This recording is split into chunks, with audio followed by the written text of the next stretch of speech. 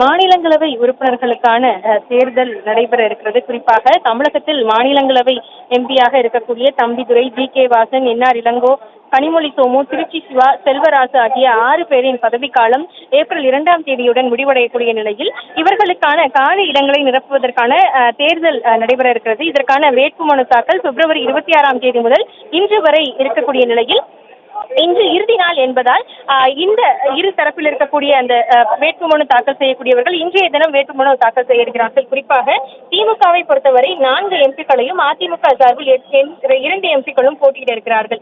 திமுகவை பொறுத்தவரை திமுக கூட்டணியில் மொத்தம் 4 இடங்கள் இருக்கக்கூடிய நிலையில் திமுக சார்பில் இருவர்களும், அதன் கூட்டணி கட்சியாக இருக்கக்கூடிய அகில இந்திய காங்கிரஸ் கமிட்டிக்கு ஒரு இடமும், தேமுதிகவுக்கு ஒரு இடமும் கொடுக்கப்பட்டிருக்கிறது. அதிமுகவை பொறுத்தவரை அதிமுகவுக்கு ஒரு இடமும், பாமக சார்பில் ஒருவரும் போட்டியிட இருக்கிறார். குறிப்பாக தற்பொழுது முதற்கட்டமாக இந்த மாநிலங்களவை தேர்தலுக்கான வேட்புமனு தாக்கலை அதிமுக மற்றும் பாமக செய்ய இருக்கிறார்கள்.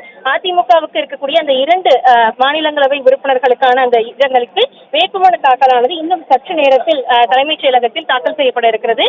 குறிப்பாக இந்த மாநிலங்களவை தேர்தல் பொறுத்தவரை வாக்களிக்கும் வழக்கமான வாக்களிக்கும் முறை என்று இல்லாமல், நேரடியாக இல்லாமல் இது ஒரு மறைமுக தேர்தலாக இருக்கும். குறிப்பாக இந்த தேர்தலில் பொதுமக்கள் வாக்களிக்காமல் நாம் ஏற்கனவே தேர்ந்தெடுத்திருக்கக்கூடிய சட்டமன்ற உறுப்பினர்கள் வாக்களிக்கக்கூடிய ஒரு நிலை இருக்கும். ஒவ்வொரு மாநிலங்களிலும் எத்தனை இடங்கள் காலியாக இருக்கிறதோ அதற்கு ஏற்ப சட்டமன்ற உறுப்பினர்கள் வாக்குகளை பதிவு செய்வது வழக்கமான ஒரு விஷயம். விகிதாச்சார பிரதிநிதித்துவ முறைப்படி இது நடக்கும் என்று தெரிவிக்கப்பட்டிருக்கிறது.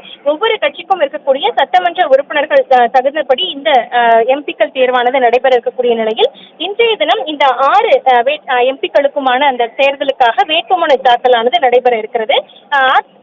பாமகவை பொறுத்தவரை, அதாவது அதிமுகவின் 2 மாநிலங்களவை உறுப்பினர் அந்த பதவி இருக்கக்கூடிய நிலையில் அதில் 1 பாமகவுக்கு ஒதுக்கப்பட்டிருக்கக்கூடிய நிலையில் பாமக சார்பில் பாமக தலைவர் அன்புமணி ராமதாஸ் மற்றும் சௌமியா அன்புமணி இருவருமே வேட்புமனு தாக்கல் செய்ய இருப்பதாக தெரிவிக்கப்பட்டிருக்கிறது.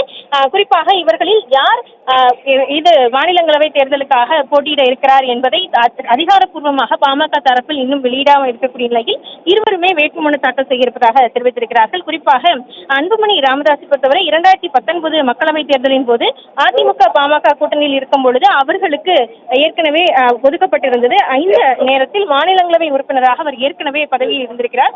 அது மட்டுமின்றி மத்திய அமைச்சராக அவர் இருந்திருக்கக்கூடிய நிலையில் தற்பொழுது மீண்டும் அவர் மாநிலங்களவை உறுப்பினராக வேட்புமனு தாக்கல் செய்ய இருக்கிறார்.